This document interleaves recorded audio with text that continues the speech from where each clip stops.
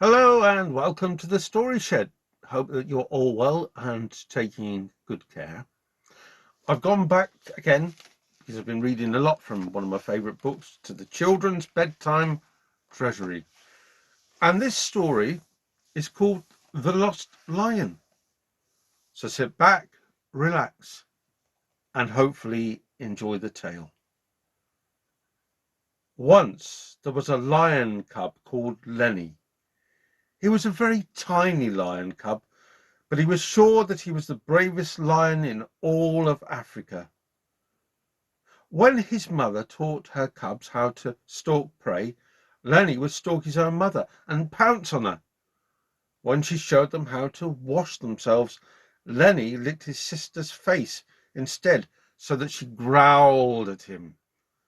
When the mother lioness led her cubs down to the watering hole to drink, he jumped into the water and created a huge splash that soaked everyone.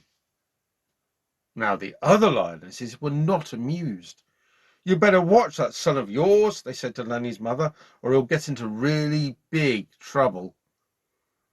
One day, the mother lioness led her cubs on their first big hunt. "Stay close to me," she said, "or you could get hurt."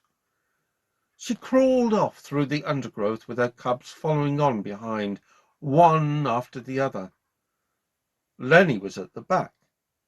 The grass tickled his tummy and he wanted to laugh, but he was trying hard to be obedient.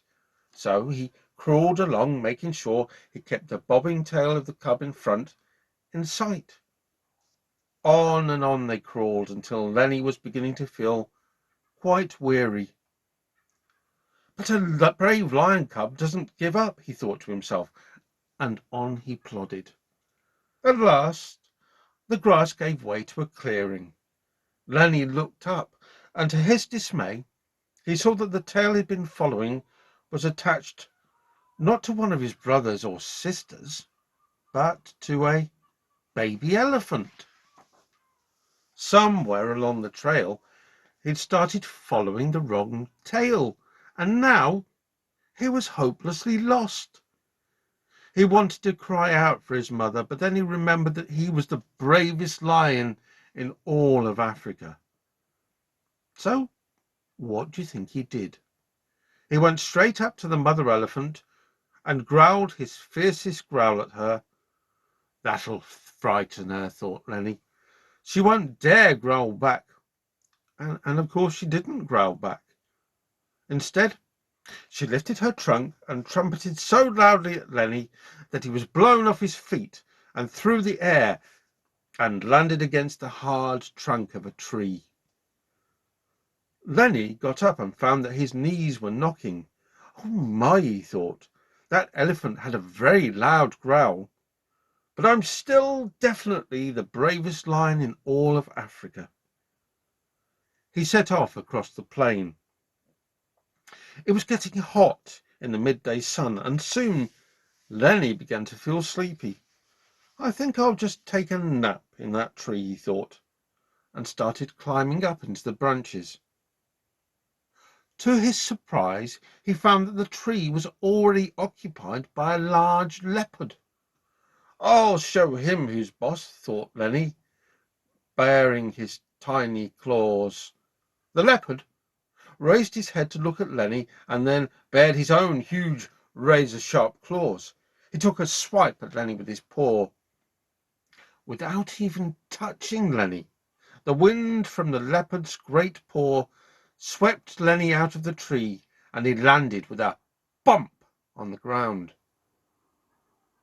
Lenny got up and found that his legs were trembling. "Oh my," he thought, "that leopard had big claws, but I'm still definitely the bravest lion in Africa." He set off again across the plain, and after a while he began to feel quite hungry. "I wonder what I can find to eat," he thought. And then, just at that moment, he spotted a shape lying in the grass. That looks like a tasty meal," thought Lenny, as he pounced on the spotted shape.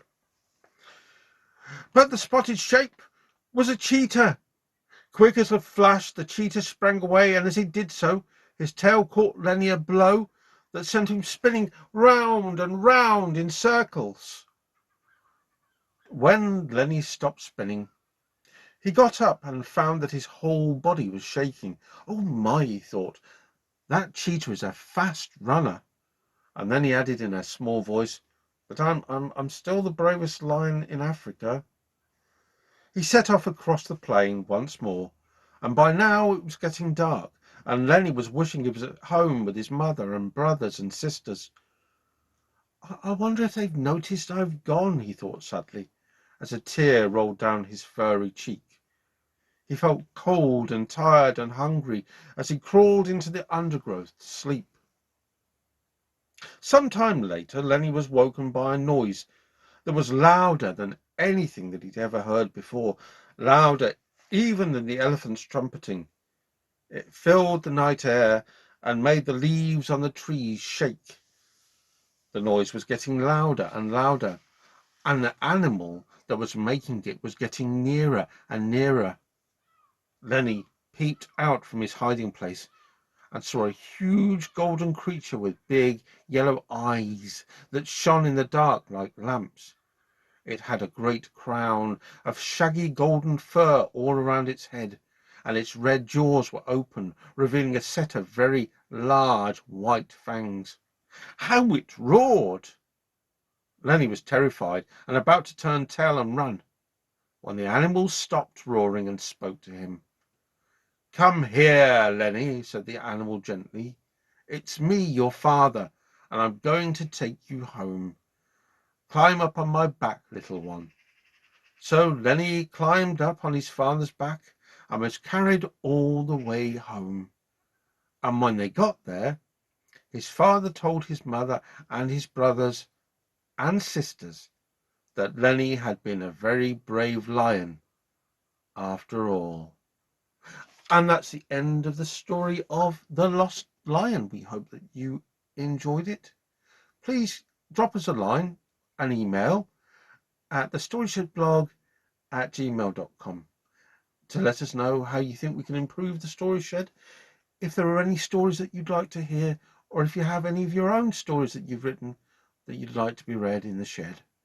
But for the time being, take very good care, be well, and bye bye, bye bye, bye bye.